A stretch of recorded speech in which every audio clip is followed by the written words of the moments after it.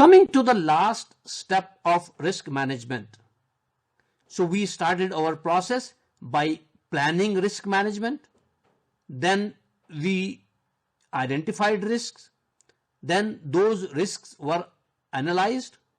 And here we talked about quantitative and qualitative risk analysis. Then we planned our risk response.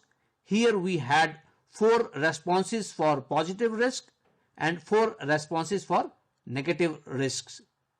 And coming to the last, when we have identified the response, then the last action is to monitor and control those risks. So let's go through this topic on next few slides. So once again, you identified risks, you analyzed that, you planned action on those risks.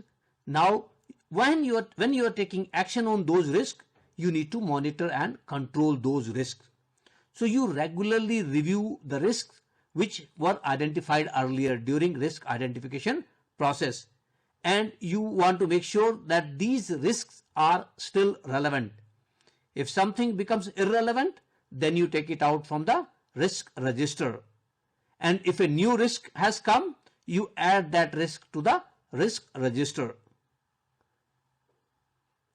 And you review your risk plan, whether your risk plan is working or not. You audit that and you ensure that your risks are being addressed effectively.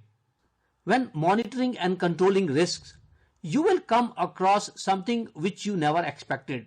So these are unexpected risks. They were never in your register. Nobody thought about that, but something good or something bad has happened. So these are unexpected risks. How do you address unexpected risk? There is a term called work around. So you work around those risks to deal with that. So you deal with those risks as and when they are coming.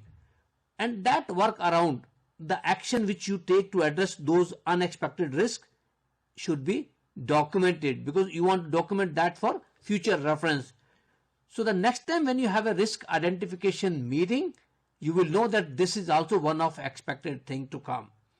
So any risk which you did not identify earlier, which has come later, you need to document that.